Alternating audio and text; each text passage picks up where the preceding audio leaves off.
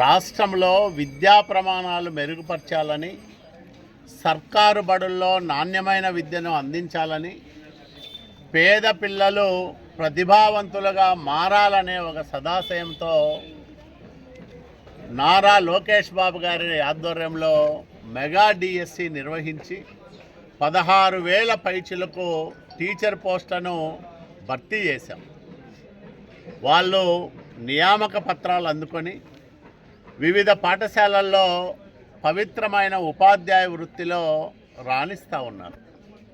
ఇలాంటి సందర్భంలో దేశవ్యాప్తంగా నారా లోకేష్ బాబు గారికి వస్తున్న పేరు, దేశంలో అనేక మంది మేధావులు గొప్పవాళ్ళు నారా లోకేష్ బాబు గారి యువ నాయకత్వం పైన కురిపిస్తున్న ప్రశంసల వర్షం, దీన్ని చూసి ఓర్వలేక రాజకీయ కక్షతో మెగా డిఎస్సి పైన వైసీపీ నాయకులు బురద జల్లే ప్రయత్నం చేస్తూ ఉన్నారు.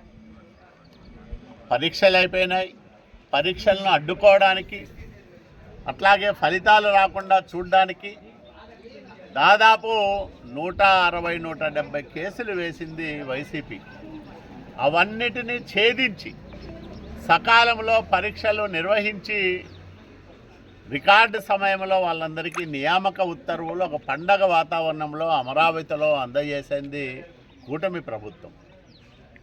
మరి ఇట్లాంటి ప్రభుత్వం పైన బురద జల్లడానికి ఈరోజు వైసీపీ నాయకులు చేస్తున్న కుటిల యత్నాలు చూస్తూ ఉంటే సభ్య సమాజం నివ్వెరపోతూ ఉంది.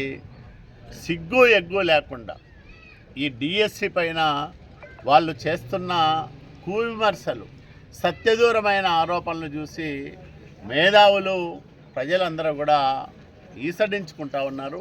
వీళ్ళ వ్యవహారాన్ని చూసి బాధపడుతూ ఉన్నారు. రాజకీయాల్లో ఒక విషవృక్షం లాంటి వైసీపీ ఆంధ్రప్రదేశ్కి అవసరమా అని అందరూ ఆలోచన చేసుకోవాల్సిన సమయం ఆసన్నమైందని నేను ప్రజలకందరికీ కూడా మనవి చేస్తూ ఉన్నాను. ఎందుకంటే పేద కుటుంబాలకు సంబంధించిన వాళ్ళు, మధ్యతరగతి కుటుంబాలకు సంబంధించిన వాళ్ళు అత్యంత ప్రతిభా పాఠవాలతో చదువుకోవడమే కాకుండా రాత్రింబవళ్ళు కష్టపడి డిఎస్సికి ప్రిపేర్ అయ్యి ఆ పరీక్షల్లో ఉత్తీర్ణులై నియామకాలు పొందిన 16,000 మందికి పైగా ఉపాధ్యాయుల్లో తీవ్రమైన ఆందోళన నెలకొనే విధంగా వైసీపీ ఈరోజు ప్రవర్తిస్తూ ఉంది. వీళ్ళందరి మానసిక క్షోభ వైసీపీకి శాపంగా తగులుతుందనే ధ్యాస కూడా లేకుండా వాళ్ళు ఇట్లాంటి విమర్శలు చేస్తూ ఉన్నారు. నేను ఈ సందర్భంగా ప్రజలందరికీ ఒకటే మనవి చేస్తూ ఉన్నా, వైసీపీ లాంటి దుష్ట రాజకీయ పార్టీ, నయవంచకుల ముఠా నడిపిస్తున్న వైసీపీ ఈ రాష్ట్రానికి అవసరమా ఆలోచన చేసుకోమని నేను పదే ప్రజానీకానికి విజ్ఞప్తి చేస్తూ ఉన్నా. రాష్ట్ర ప్రగతిని అడ్డుకుంటున్న వాళ్ళు, సంక్షేమానికి అడుగడుగున అడ్డుపడుతున్న వాళ్ళు, ఇట్లా ప్రభుత్వంలో అత్యంత పారదర్శకంగా ఉన్నత ప్రమాణాలతో పరీక్షలు నిర్వహించి నియామకాలు జరిగిన డిఎస్సి లాంటి వాటిపైననే అవాకులు చవాకులు పేలుతున్న నాయకులు ఈ రాష్ట్రానికి అవసరమా? ప్రజలందరూ కూడా ఆలోచన చేసుకోమని నేను విజ్ఞప్తి చేస్తూ ఉన్నా. నేను ఒకటే ప్రజలకు మనవి చేస్తూ ఉన్నా, చంద్రబాబు నాయుడు గారు 1995లో ఉమ్మడి ఆంధ్రప్రదేశ్ రాష్ట్రానికి ముఖ్యమంత్రి అయ్యారు. అప్పటి నుంచి ఇప్పటిదాకా 13 డిఎస్సీలు నిర్వహించిన ఘన చరిత్ర తెలుగుదేశం ప్రభుత్వానికి, చంద్రబాబు నాయుడు గారు 190,000 టీచర్ పోస్టులు భర్తీ చేసిన గొప్ప దార్శనికుడు చంద్రబాబు నాయుడు గారు.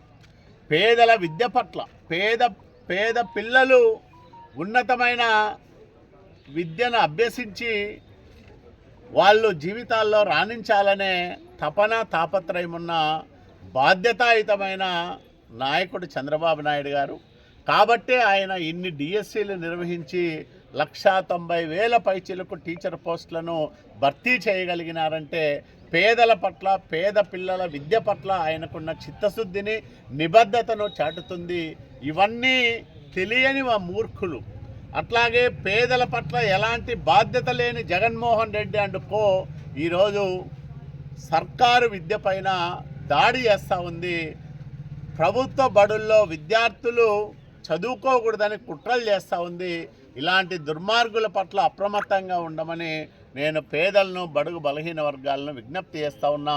మేధావులందరూ కూడా వైసీపీ విష ప్రచారాన్ని, దుర్మార్గమైన రాజకీయాలను ఎక్కడికక్కడ ఖండించడానికి ముందుకు రావాలని కూడా నేను విజ్ఞప్తి చేస్తాను.